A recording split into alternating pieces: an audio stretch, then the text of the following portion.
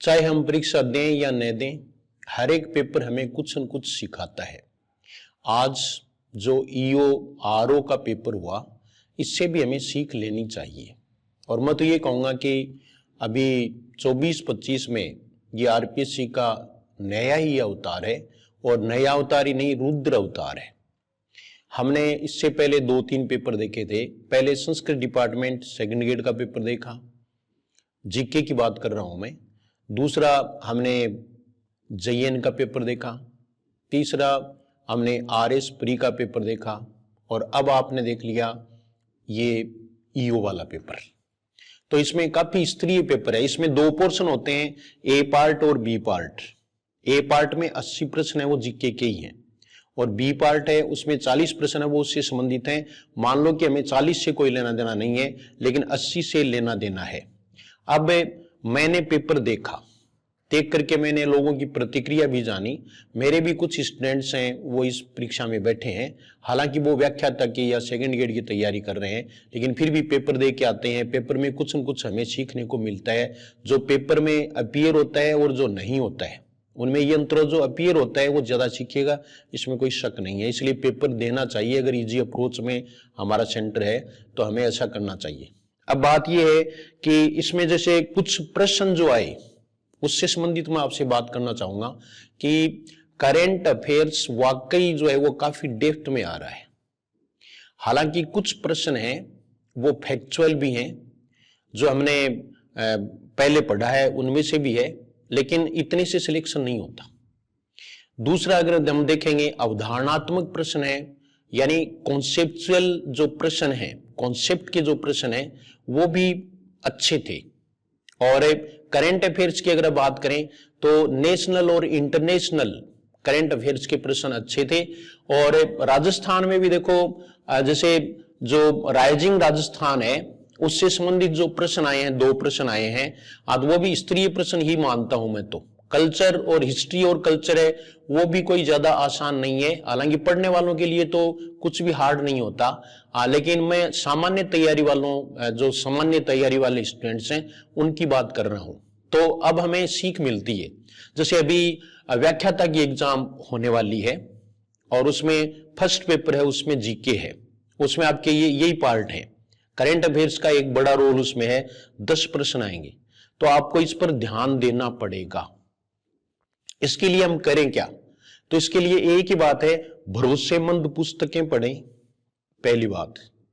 दूसरी बात है कि जो स्तरीय मैगजीन है मंथली, वो आप 1 साल की जरूर पढ़ लें।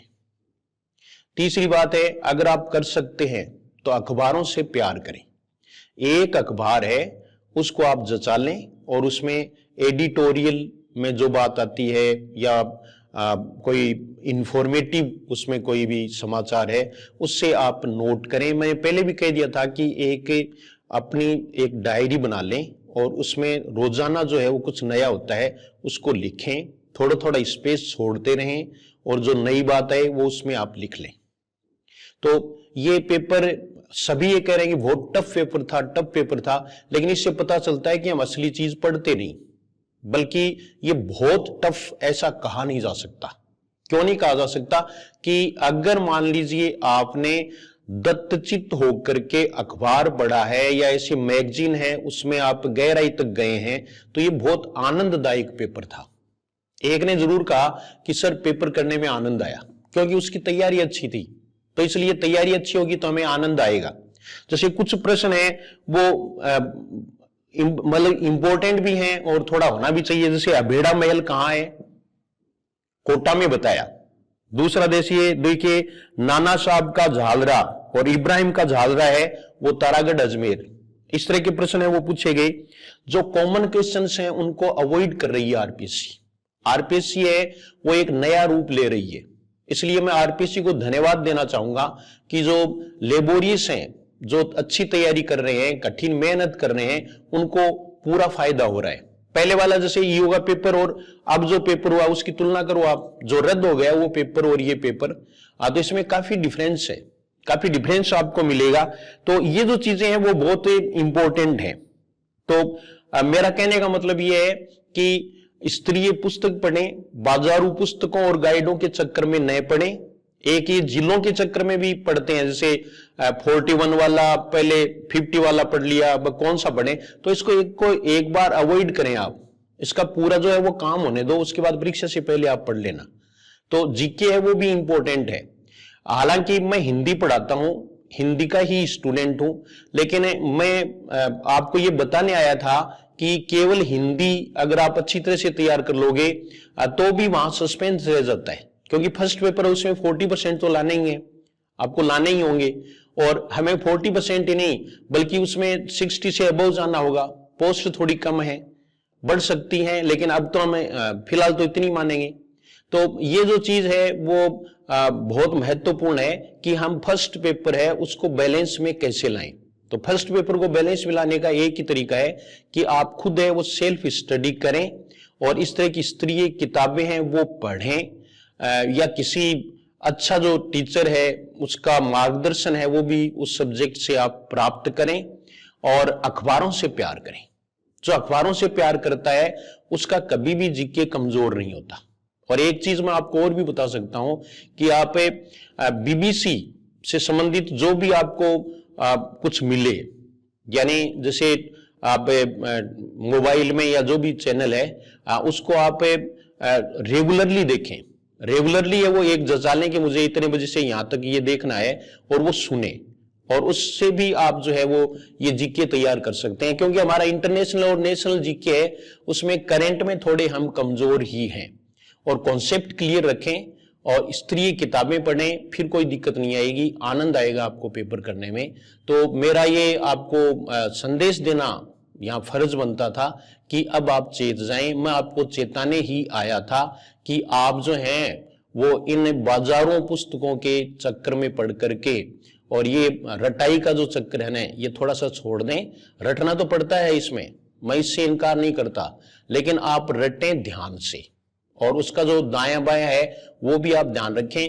तो इस पेपर को आप अच्छी तरह से पढ़ लें। ये जीएस हिंदी क्लासेस टेलीग्राम पर डाल दिया गया है, वहां आप सारे प्रश्न है वो देख सकते हैं। फिर अपने आप को भी जांचें कि आपको कितने प्रश्न आ रहे हैं। कुछ अनुवांशिक की टो में रहते हैं सबसे पहले, तो सबसे पहले ये पेपर आप खुद करें कि आप कितने प्रश्न कर सकते हैं। तो ये चीज है ना वो आपको देखनी है। और हिंदी पढ़ने के लिए, आगे 4th ग्रेड में इंग्लिश पढ़ने के लिए, मैथ्स पढ़ने के लिए आप है वो जीएस हिंदी क्लासेस को सब्सक्राइब कर सकते हैं। और आपको इसमें बहुत सारी बातें हैं वो इससे संबंधित मिलेंगी। साइकोलॉजी से संबंधित भी इसमें 1st grade, 2nd grade, 3rd grade पूरा कोर्स है वो आपको मिल सकता है। और आप सर्च करें, डेमो क्लास देखें। देखो किसी की नहीं माने, आप जो है उसमें डेमो क्लास जो दी हुई है वो आप देखें। जैसे राधिका टेस्ट सीरीज है तो उसका एक पूरा जो टेस्ट है वो उसमें डाला हुआ है यूट्यूब पर डाला हुआ है। फ्री डेमो उसका देख लें। Free demo Radhika test series में भी डाला हुआ है, तो वो फ्री आप देख करके फिर सोचें कि मुझे टेस्ट सीरीज लेनी चाहिए या नहीं लेनी चाहिए। और 3rd ग्रेड के लिए भी इसमें पूरा दिया हुआ है। 3rd ग्रेड के लिए अगर नया कुछ होगा तो उसी में डाल दिया जाएगा, जो पुराना लेगा उसको नया सोता ही मिल जाएगा। तो ये थोड़ी सी व्यापार की बात भी मैंने कर ली है, लेकिन मैं आपको चेताने आया हूं कि फर्स्ट पेपर में हमें ध्यान रखना पड़ेगा। और 1st ग्रेड वाले हैं उनके फर्स्ट पेपर के लिए इंग्लिश और शैक्षिक प्रबंधन, एजुकेशनल मैनेजमेंट, ये अभी शुरू कर दिए जाएंगे। और एक हिंदी, जो अन्य सब्जेक्ट वाले हैं उनके हिंदी के भी 4-5 प्रश्न आते हैं, तो उनके बारे में भी शॉर्ट में बताया जाएगा। अभी क्लासेस शुरू कर दी जाएंगे 2-4 दिन में।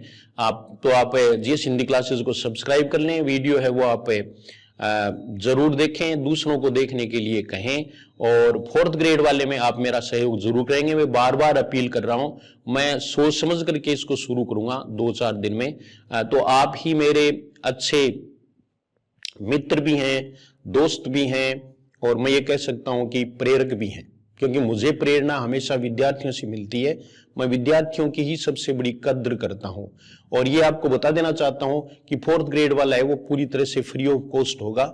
इसलिए जो भी कोर्स लेना चाहें, यानी क्लास लेना चाहें, कोर्स वगैरह उसमें लॉन्च नहीं करूंगा, बल्कि केवल क्लासेज होंगी।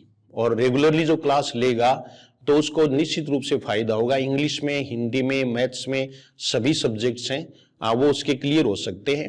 वो केवल इसके माध्यम से भी ये परीक्षा है वो क्रैक कर सकता है। और पढ़ सकता है। पेपर हैं वो थोड़े स्त्री आने लग गए हैं, इसलिए पढ़ना पड़ेगा। पहले वाली बात है वो अब नहीं रही है। और आरपीएससी का हम किस प्रकार से सामना करेंगे उसके लिए मैंने आपको बता ही दिया। भरोसेमंद पुस्तकें पढ़ें, अखबारों से प्यार करें, और अखबार में जो भी आपको अच्छी चीजें हैं वो आपको पढ़नी आनी चाहिए। अखबार में सबसे बड़ी दिक्कत ये होती है कि हमें पढ़ना नहीं आता है, तो एक दिन मैं आपको अखबार पढ़ना सिखाऊंगा, तो क्या आप सीखे हुए हैं, लेकिन मैं कैसे पढ़ता हूं ये मैं आपको जरूर बताने आऊंगा। अगर इसकी जरूरत है तो आप जरूर कमेंट करेंगे, और इस वीडियो को लाइक करें, शेयर करें, सब्सक्राइब करें। धन्यवाद।